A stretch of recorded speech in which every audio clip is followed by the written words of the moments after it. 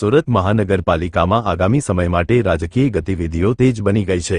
મનપાની સામાન્ય સભામાં ભારે સસ્પેન્સ અને અટકળો વચ્ચે આખરે વિવિધ 12 જેટલી ખાસ સમિતિઓની સત્તાવાર જાહેરાત કરી દેવામાં આવી છે।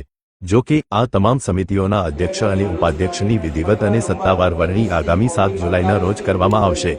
સામાન્ય સભાના નિયમો અનુસાર જાહેર થયેલી યાદીમાં જે સભ્યનું નામ પ્રથમ ક્રમે છે તેઓ અધ્યક્ષ બનશે અને બીજા ક્રમના સભ્યને ઉપાધ્યક્ષ તરીકેની જવાબદારી સોંપવામાં આવશે।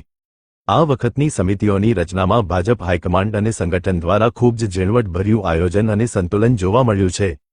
પક્ષના સિનિયર કોર્પોરેટરો અને પ્રથમ ટર્મના નવા ચહેરાઓ વચ્ચે બેલેન્સ જાળવવાનો પૂરો પ્રયાસ કરાયો છે। એટલું જ નહીં, શહેર ભાજપમાં આંતરિક જૂથવાદ ન વકરે તે માટે મોટાભાગના ધારાસભ્યોના આગ્રહો અને તેમના જૂથના સભ્યોને પણ સાચવી લેવામાં આવ્યા છે। મનપાની સૌથી મહત્વની ગણાતી ખડી સમિતિમાં પૂર્વ મેયર દક્ષેશ માવાણી અને પૂર્વ શાસક પક્ષ નેતા અમિતસિંહ રાજપૂતને સ્થાન આપીને પક્ષમાં તેમનું રાજકીય કદ જાળવી રાખવામાં આવ્યું છે।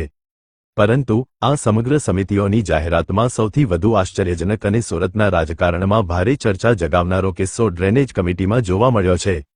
ડ્રેનેજ સમિતિના અધ્યક્ષ તરીકે ભાજપના આગેવાન રવિન્દ્ર ખેરાનારની પસંદગી કરવામાં આવી છે। આ પસંદગી પાછળની રોચક વાર્તા એ છે કે રવિન્દ્ર ખેરાનાર અગાઉ આજ મનપાના હાઇડ્રોલિક અને ડ્રેનેજ વિભાગમાં રજિસ્ટર્ડ પ્લમ્બર તરીકે કોન્ટ્રાક્ટ પર કામગીરી કરતા હતા, જે વિભાગમાં તેઓ અગાઉ એક સામાન્ય કર્મચારી કે કોન્ટ્રાક્ટર તરીકે ફરજ બજાવતા હતા અને અધિકારીઓને સાહેબ કહેતા હતા। હવે પાસા પલટાયા છે। હવે તેઓ પોતે જ સમિતિના ચેરમેન બની ગયા છે, એટલે કે હવે એ જ વિભાગના અધિકારીઓ અને સ્ટાફે રવિન્દ્ર ખેરાનારને સાહેબ કહીને સંબોધવું પડશે। મનપાના વર્તુળોમાં આ નિર્ણય હાલ ટોક ઓફ ધ ટાઉન બન્યો છે। બીજી તરફ ટાઉન પ્લાનિંગ એટલે કે ટીપી સમિતિમાં પણ મોટો ફેરફાર જોવા મળ્યો છે। પ્રથમ વખત ચૂંટાયેલા કોર્પોરેટર મહેન્દ્ર દેસાઈને ટીપી સમિતિના અધ્યક્ષ તરીકે પસંદ કરાયા છે। જો કે મહેન્દ્ર દેસાઈ હાલમાં સ્થાયી સમિતિના પણ સભ્ય છે। પક્ષની એક વ્યક્તિ એક હોદ્દોની નીતિ મુજબ તેઓ આગામી 1-2 દિવસમાં સ્થાયી સમિતિના સભ્યપદેથી સેક્રેટરીને પોતાનું રાજીનામું સુપ્રત કરશે। ત્યારબાદ આગામી બોર્ડ બેઠકમાં મંજૂરી મળ્યા પછી સ્થાયી સમિતિમાં તેમના સ્થાને નવા સભ્યની નિમણૂક કરવામાં આવશે। જો અન્ય મહત્વની સમિતિઓની વાત કરીએ તો સ્થાયી સમિતિના અધ્યક્ષ રાજન પટેલે જાહેર કરેલી યાદી મુજબ આરોગ્ય સમિતિની જવાબદારી અશોક રાંદેરિયાને, જાહેર બાંધકામ સમિતિ રાજેન્દ્ર પટેલને, પાણી સમિતિ રશ્મિ સાબુને, હોસ્પિટલ સમિતિ અલકાબેન પાટીલને, જ્યારે લાઇટ એન્ડ ફાયર સમિતિ સોનુ આંબલિયાને સોંપવામાં આવી છે।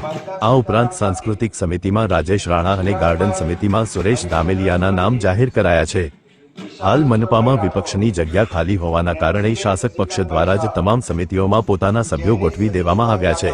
હવે સૌની નજર 7 જુલાઈ પર ટકેલી છે, જ્યારે આ તમામ હોદ્દેદારો વિધિવત રીતે પોતાની ઓફિસનો પદભાર સંભાળશે। કેમેરામેન સાબિર અલી સૈયદ સાથે કાદિર શેખ, કર્તવ્ય ગુજરાત ન્યૂઝ, સુરત। જાહેર બાંધકામ સમિતિ નામની ખાસ સમિતિના સદસ્યો તરીકે એક્ટની કલમ 30(3) મુજબ પરિવર્ષની મુદત માટે નિયુક્તિ કરવામાં આવે છે। રાજેન્દ્રભાઈ ગોવનભાઈ પટેલ, શીતલબેન પ્રતિકકુમાર પટેલ, હિનાબેન જયપ્રકાશ કાલિયા,